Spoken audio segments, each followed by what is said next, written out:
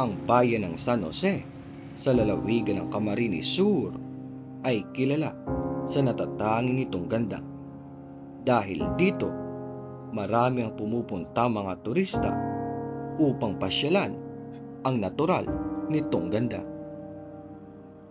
Ito ang simbahan ng Archdiocesan Shrine of St. Joseph na matatagpuan sa bayan ng San Jose, na mayroong 29 na barangay, kabilang na dito ang Barangay Dulo, na kilala sa likas na yamang tubig, kaya ang karamihan sa kanila, ang pangunahing pamumuhay ay ang pangingisda at paggawa ng nipa.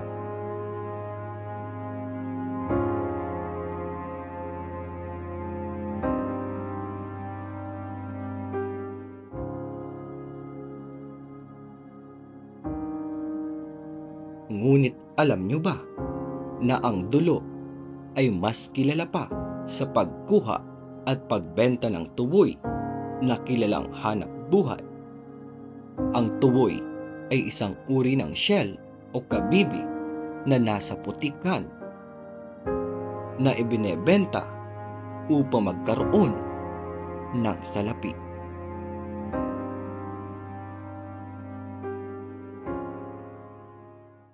Dito sa Barangay Dulo ay matatagpuan ang tinatawag na Katangyanan. Ito ay puno ng putik na papalibutan ng mga puno ng nipa. Nipa, ang hanap buhay ng tao rito, mag-ibo ng tikla.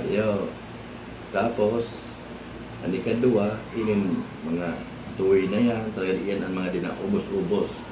Talaga minsan kasuarin, pag dumiyan ka sa Katangyanan, pag-uli mo, kuha ka tuhoy, tao yung burubog, yan mga ship.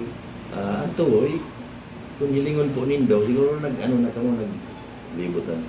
Yan po ang number 1 na yan, pigluto na panira na ang tuhoy, pili mo sidohon, adobo, manlalay na siya na daw, mo lang ta, yan po yan talaga yung calcium. Kaya yan ang, sabi nga ni kagang mga gurang, kapanahon ta, kung pagkanitawo ko, talaga din na ubos-ubos yan. Minsan nga yung mga taga-ibang lugar, nag-iba yan, mahanap ng tuhoy. Tapos Katangyanan, yung man sa naan mo yun, kaya yan ang, kung manamod sa tuhoy, yan ang mga dawa sa inyo. Yan ang tuwing danaan, ali-ali ko sa Barangay Dulo. Yung man sana dyan sa Katangyanan, nahiwaso niyan, yan man sana sa Katangyanan nagkahanap ng tuhoy. Yan dyan sa naman ng ibista ang Barangay Dulo, sa tuhoy, tapos sa nipa. Kabistado yan, ang Dulo sa nipa, tapos sa tuhoy.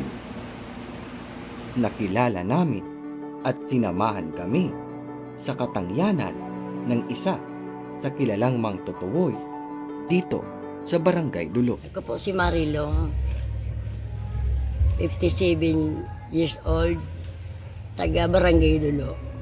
Tuwoy, yun iting buhanap buhay ko sa inda. Kami, pag alanganin na bangge, kaming panira, hurugasan ni kan mga aki ko.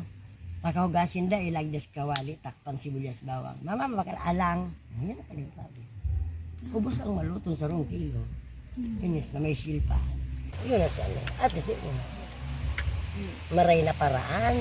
Ang sa kontigilos pamilya ko. Ito ang patunay na mahirap man ang sitwasyon ng buhay, sipag at tiyaga ang puhunan upang may tuboy na maihain sa hapagkainan at may maibentang limestone o puti. Pigigibo yan yung limestone. Kumbaga apog, itong pignanganga, gagamit ka mga ini para karne, panlinig ka ninin. Kaya baga laman loob ka. Yung kulakan mga baka, origal, kaya damulan, yung pigbakan nito. Ganito man kahirap ang paggawa ng puti o limestone na matagal nang ginagawa ni Tatay Nolito Palyero, hindi ito sumusuko para may pandagdag na gastusin sa kanilang pang-araw-araw.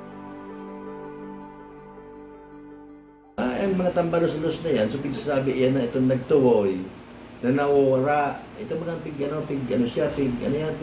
ligaw, na ang sabi nga kan mga gurang, pag naligaw ka na, balik tanong mong kabos mong sulot, o spante, o bado, kabos, pig balik ka na, mga kukuaw manggarit sa imong ko yan, ayan, agihan. Tadya gulpiyan talaga nawawara, pag nakukan ko yan dyan, nawawara ka talaga. Kasi maayo dyan maayo dyan mga signage na ngayon araw ka ng lugar na talagang puro sa kalipaan mahiling mo dyan. Yo.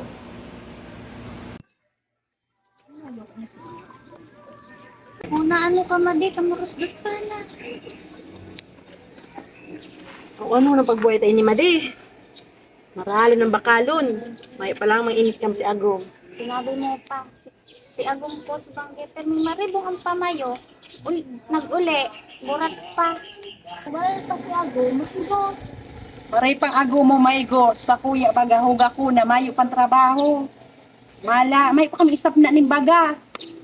Ano, ito na pati, mapakaming panira. Oh, mala, maduman kita sa katangyanan. Ang saktong, kay baka lama akong bagas sa di. May panira, nagdagos kami, mos. Bahalat na ako dagos ning Shen. Sumatulong kita. Ote, ikago. Ay, halat mo na. Wati ka pala. May mawalatan kayo ni. Hindi, ibaon mo na. Hindi, napakatangyanan kita. O, mana, magdiba ka naman. Ikaw magrayo, naman na.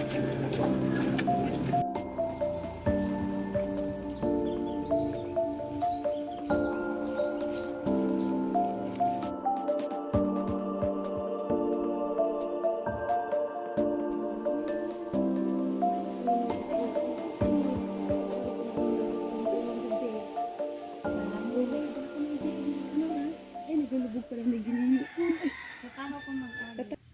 Ay, dyan, nini ko. Iyon, nini ko. Ipuan kong maghanap ng tuwing nga ning may pambagas lamang. Madi, ano? Nakadakon ka na lamang. Yod, ako naman ini, pwede naman pang panira. Maray, igwa naman akong pambagas. Salamat. May pambagas na lamang. Ante, nahiling mo po si Ika. Oh, ulay ko kaiba mo. Dahil po, nagpaaram lang siya sa kumaihi. Oh, hay na daw nga kinan. O ba't natambalos-los na ito? Mari daw ni, iban mo daw ako maghanap.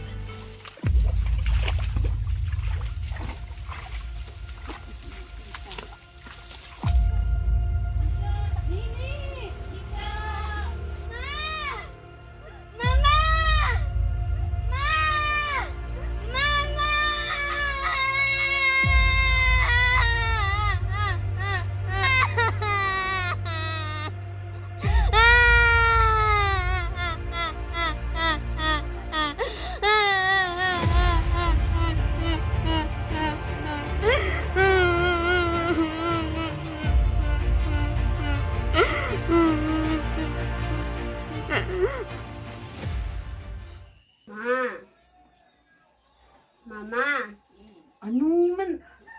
ano pong tambalos-los? Sabi po kas kakawat ko. Ha? Arugan ka ni Nine, iyo. Ang tambalos-los, nangyayari yan dyan sa katangyanan. Pag ika dyan baguhan o dahil mo ara maagihan, pwede kang mawara. Hala, katakot man po, ma. Arog kay nang gibuhon mo pag nagdyan kayo. Nganing dahil ka dyan mawara. Ang bado mong ini, balik ta dun mo. Iyo. Balik ta doon po pagsalaan. Tapos, isusulot mo giraray, pero baliktad na. Naning dahil ka mawara pag nagpasiring ka dyan sa katangyanan. Iyo. Arog ka ng gibuhon mo, iyo. Yehey!